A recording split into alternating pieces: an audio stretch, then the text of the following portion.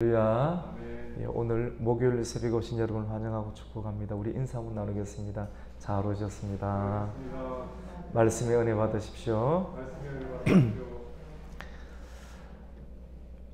욥은 자기 자신을 둘러싼 상황과 환경, 상황은 자연의 세계일 수도 있고 그가 마음껏 누리던 지금까지 안정감을 가지고 오던 주변에 배치되어 있던 모든 환경 상황을 총칭하는 것인데, 이 모든 상황과 환경에서 상실감을 느꼈습니다. 상실은 사라지는 겁니다. 빼앗기는 것입니다.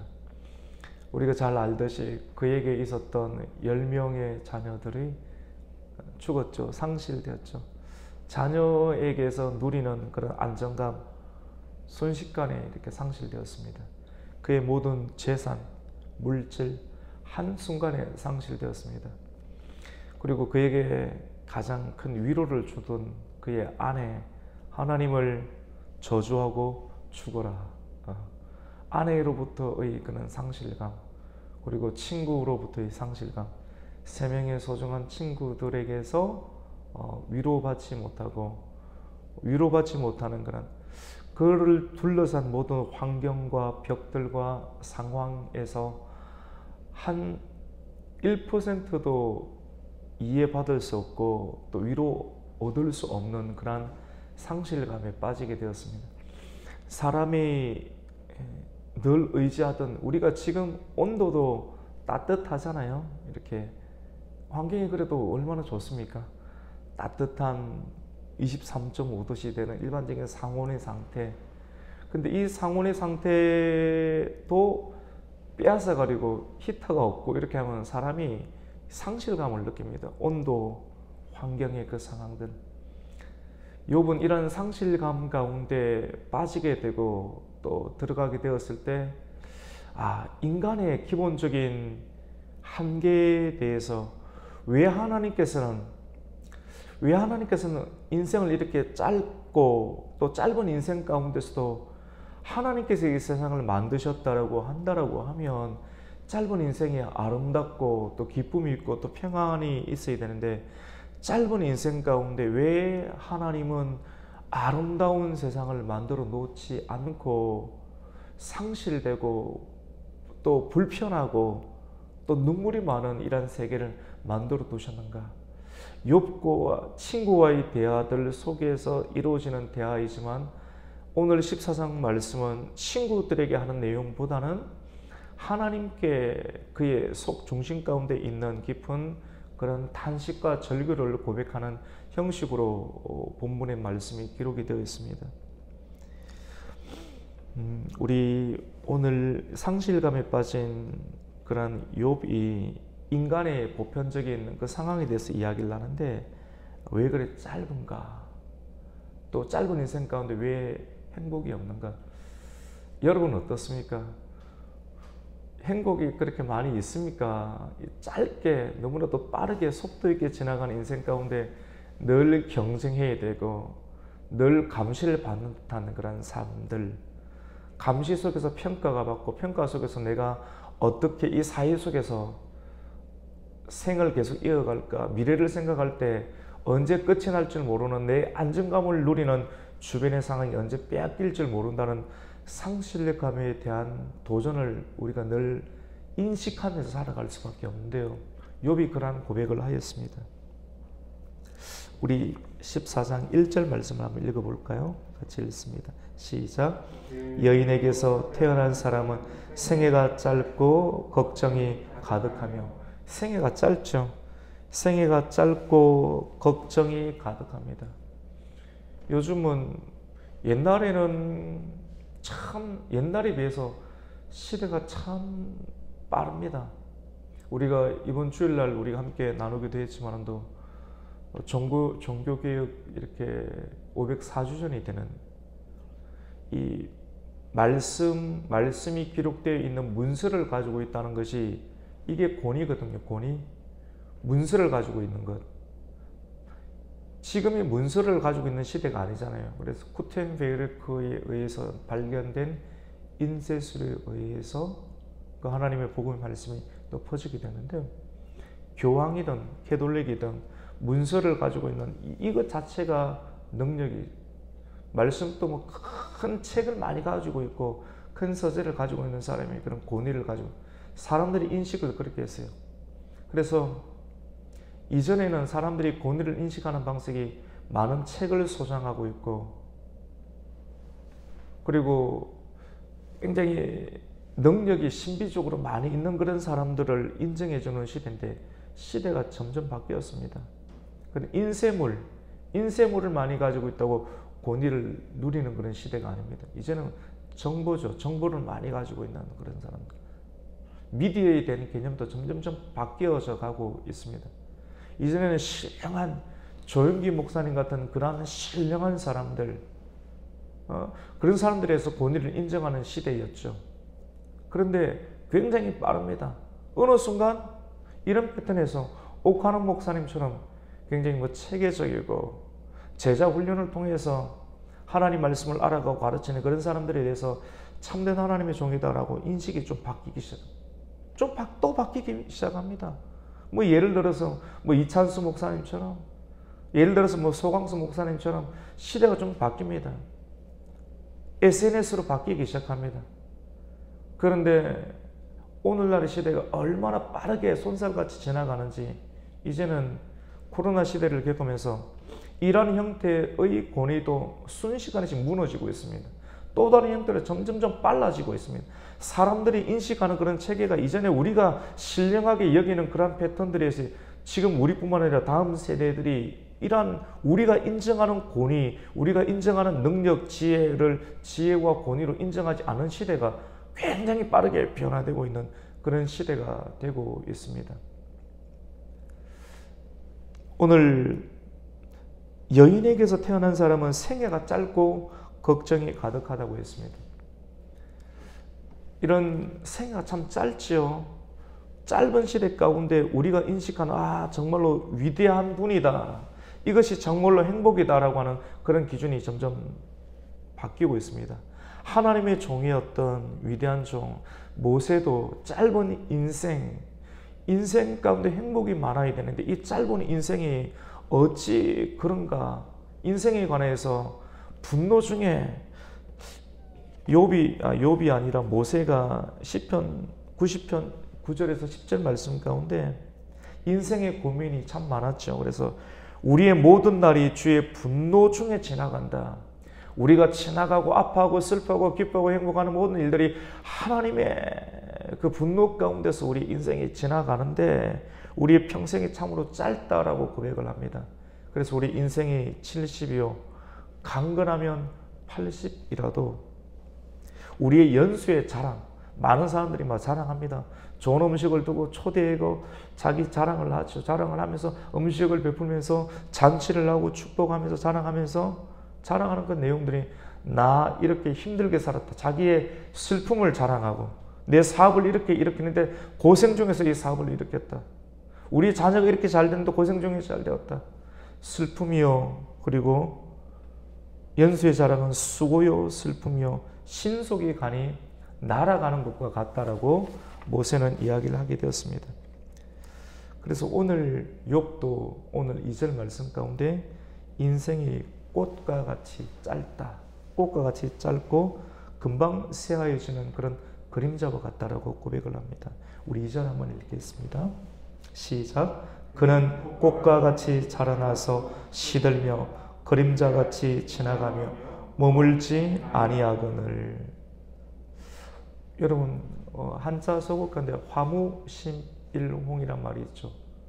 꽃이 너무 아름답고 좋죠. 근데 시비를 못 넘깁니다. 화무십일홍.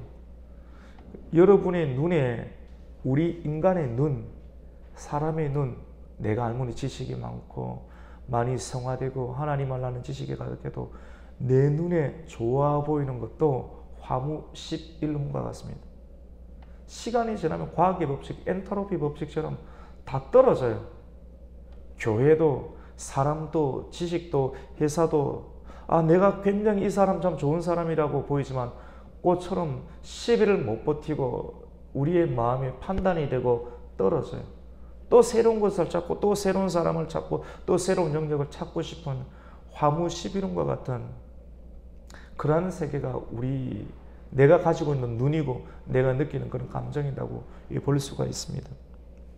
인생은 이렇게 꽃과 같아서 아무 가치가 없는데 왜 이렇게 빠른 인생, 짧은 인생을 하나님이 살피시고 하나님이 또 감찰하시고 주께서 사람이 무엇이간데 시편의 8편의 말씀은 사람을 그렇게 살피시고 위로하시는 그런 시편의 고백이 있지만 그 시편의 고백의 방향과 다르게 욥은 사람이 무엇이간데 이렇게 우리를 괴롭힙니까? 시편의 고백은 사람이 무엇이간데 하나님보다 조금 못하게 천사보다 못하게 우리를 이렇게 지극히 생각하십니까? 좋은 방향으로 고백을 하지만 욥은 사람이 무엇이간데 이렇게 나를 이렇게 감찰하시고 생각을 하셔서 차라리 하나님 관심을 좀 꺼달라라고 고백을 하는 장면이 나옵니다. 우리 3절 한번 보겠습니다. 시작. 이와 같이 주께서 눈여겨보시나이까 나를 주 앞으로 이끌어서 재판하시나이까. 하나님은 창조의 하나님이시기도 하시지만 욥이 겪은 하나님은 창조뿐만 아니라 파멸하시고 이 파멸의 과정에 인간의 고백을 통해서 궁극적으로 마지막 날 하나님 앞에서 모든 것이 공적을 불타게 하는, 사도 바울도 공적을 불타는 거죠. 공적이 나중에 하나님의 불 심판 앞에 다 타요. 안 타는 것을 가지고 있어야 됩니다. 안 타는 것을 가지고 있고 우리의 고난, 아픔을 통해서 언제든지 이것은 빼앗길 수 있겠구나 하는 것을 생각을 하면서 세상 사람들의 패턴으로 이익 중심으로 살지 말고 이익, 돈, 물질 모든 세계는 나중에 하나님 심판 앞에 공적이 다 불탈 터인데 불타지 아니하는 예수 그리스도의 공적과 공로를 우리의 은혜로 잊고 살아가면 시험이 있고 환란이 있고 7년 대환란이 어떤 환란이든지 환란 속에서 불타지 아니하는 공적을 우리가 누리고 포함하고 살아간다고 하면 하나님 앞에서도 우리가 네가 올바른 그리스도의 공적을 가졌으니 통과할 수 있는 하나님의 옷을 입을 수가 있겠죠. 이런 모든 영역들이 구약의 모든 성경의 구절 가운데 포함되어 있음을 우리는 보게 됩니다. 여러분, 인생은 누구나 하나님 앞에서 깨끗하지 못하지요. 욥 자신도 하나님 앞에서 부족합니다. 아무리 하나님이 자랑하시고 이 애는 어렵다라고 자랑할 수 있는 욥이라 할지라도 하나님이 그렇게 봐주시는 은혜가 있어서 인간이 의롭다라고 칭함을 받는 것이지 하나님 앞에서 모든 사람은 부족합니다. 사람은 지극히 거룩한 하나님 앞에서 아무것도 내어놓을 수 없는 존재입니다. 우리가 잘 아는 그런 성자의 계열 반열 가운데 공자 또 맹자가 있는데 대표적으로 맹자라는 사람은 선하다. 그걸 두고 우리는 성선설이라고 이야기를 하죠. 사람은 태어나면서 깨끗하게 태어나고 선하게 태어나는데 성장하고 자라나면서 물질을 알고 물질에 대한 욕심과 소욕이 있으므로 악해진다라고 이렇게 보게 되었죠. 많은 사람들이 그렇게 따라가기도 하지만도 우리가 성경을 통해서 사람은 태어나면서부터 선하게 태어나는 것이 아니라 욕심과 진노 가운데 태어나게 되는데 그것이 자의식이 일어나는 그런 순간부터 그 욕심이 표현되는 것이다. 사람은 악하다라고 성경은 이야기를 합니다. 우리 4절 말씀을 한번 볼까요? 같이 읽습니다. 시작. 누가 깨끗한 것을 더러운 것 가운데서 낼 수 있으리까 하나도 없나이다. 깨끗한 것을 더러운 것 속에서 가질 수가 없죠. 욥은 이렇게 짧은 인생 가운데에서 고통을 당하는 그 자기 자신의 어쩔 수 없는 이 인간의 한계에 관해서 여러분 하루 일당 노동을 하는 그런 사람들은 기다리는 것이 해질녘이지 않습니까? 해질녘이면 내가 돈을 받고 그 돈을 가지고 피로를 채우고 그리고 가정을 또 이끌어 세우게 되는, 그래서 품삯을 기다립니다. 품삯을 기다리는, 돈만 기다리고 돈이 해가 지는 그런 땅거미가 지는 그런 시간만을 기다리게 되는데 그것을 고백을 하지요. 우리 6절 말씀 한번 읽어볼까요? 같이 읽습니다. 시작. 그에게서 눈을 돌이켜 그가 품꾼같이 그의 날을 마칠 때까지 그를 홀로 있게 하옵소서. 품꾼과 같은 그런 자기 자신의 상태를 이렇게 표현하고 있습니다. 사람에는 한계가 있죠. 그럼 이렇게 표현하면서 오늘 말씀의 내용 가운데 절망 가운데 있는 자기 자신의 모습, 사람이 참 견디기 힘든 것은 오늘 하루도 버텨내야 되는데 사람이 늘 기분이 좋고 충만하고 주변에 좋은 사람이 배치되어 있으면 내일이 기대가 되죠. 음식도 풍성하고 살도 있고 여러 가지 모든 상황이 있으면 내일이 기대가 되는데 참 힘든 것은 오늘 또 근근히 버티었는데 내일은 또 찾아오게 될 텐데 내일을 어떻게 살아갈지, 또 오늘 주셨던, 어제 주셨던 하나님의 은혜가 내일 또 있게 될지에 대한 것이 믿음이지 않습니까? 내일에 대해서 밝지가 아니한데 이런 절망 가운데서도 소망을 가져야 되는 것, 내일이 소망이 없는 것 자체가 사람에게도 참 고통이다 라고 여겨질 수가 있습니다. 욥은 이러한 총체적인 인간의 상실을 경험하는 상황 가운데 나무는 희망이 있는데 나무를 보는 거예요. 사람이 고난 가운데 오래 있으면 시인이 된다고 하지 않습니까? 자연 세계를 보면서 인간의 이치를 깨닫게 되고 나무를 보면서 나무가 오래되었네, 300년이 되었네, 가지치기를 합니다. 나무를 잘라요. 우리 눈에는 죽었어요. 죽었고 잘라버렸는데 그 가지에서 um이 돋습니다. 가지뿐만 아니라 나무의 줄기를 다 잘랐습니다.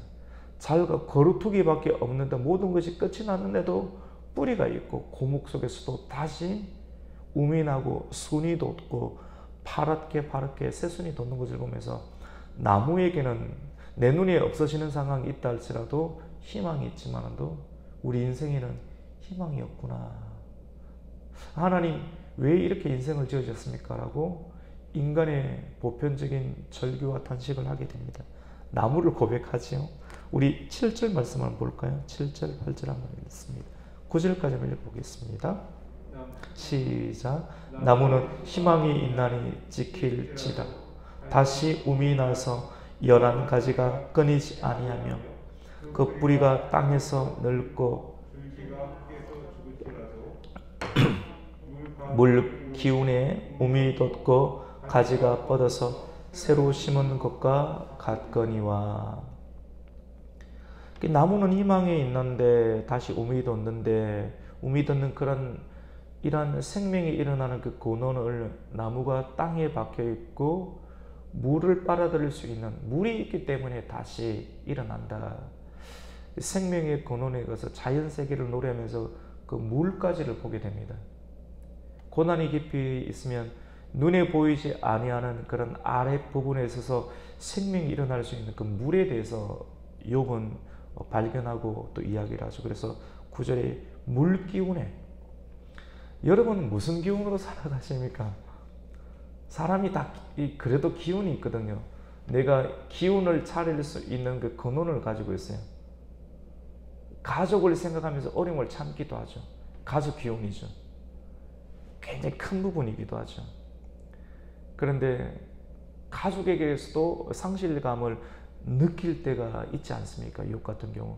근데 그것이 없으면, 내가 기운을 차릴 수 있고 생각하는 그런 대상이 없으면 이 사람은 죽어버리는 거예요. 돈 버는 사람이 돈 벌 수 없으면 상실감을 느끼고 죽어버리는 것처럼. 그래서 비전과 그 기운의 근원을 높은 곳에 두어야 됩니다. 높은 곳에 두지 않으면 높은 것을 성취했을 때 성취한 이후에 살아갈 동력이 없기 때문에 사람은 죽는 거거든요. 상실감, 우울감에 빠지기도 하는데 욥은 그 물을 보게 되었습니다. 그래서 9절에 물 기운에 um이 돋고 가지가 뻗어서 새로 심은 것과 같다라고 이야기를 하게 되지요. 그러나 사람은 이 나무가 소망을 가지는 그런 물 기운인데 사람은 장정이라도 쓰러지고 자빠진다라고 고백을 합니다. 우리 10절을 한번 볼게요. 같이 읽습니다.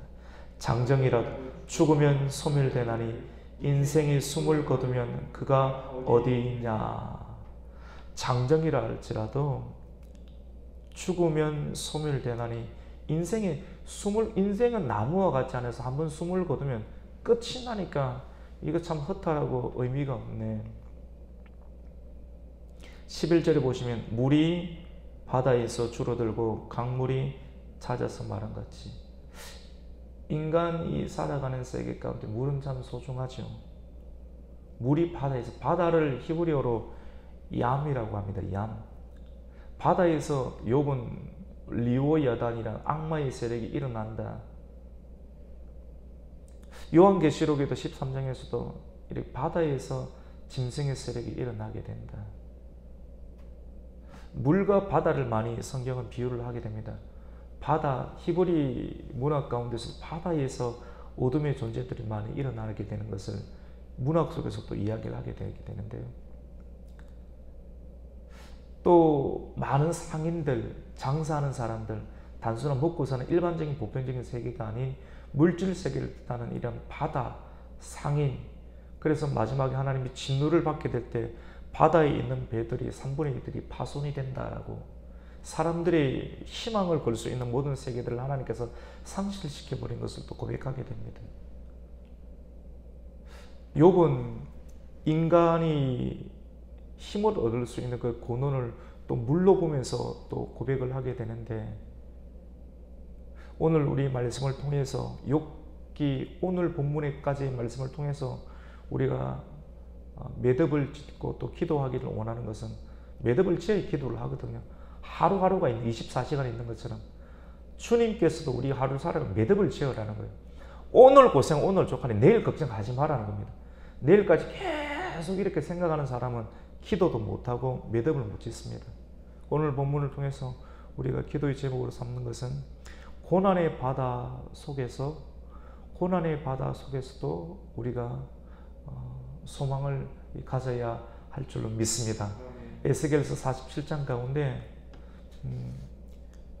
마음의 기운을 성전에서 나오는 그런 자그마한 물입니다.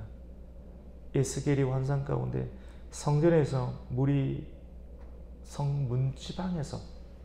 문지방에서 문을 열고 들어가는, 예수와 같은 문을 열고 들어가는 문지방에서 물이 조금씩 나오는데 그 물이 안 끊어져요. 조금씩 나오는데 우리가 활동하는 그런 발목을 적시고 그리고 무릎을 적시고 허리를 적시고 그 물이 계속해서 끊어지지 않는데 나중에는 이 바다에까지 들어갑니다. 바다를 살리고 진펄과 개펄을 살리고 주변에 초록색으로 덮게 되는 그런 자연의 세계를 살리게 되는 그런 환상을 이 기도 가운데 보게 되죠.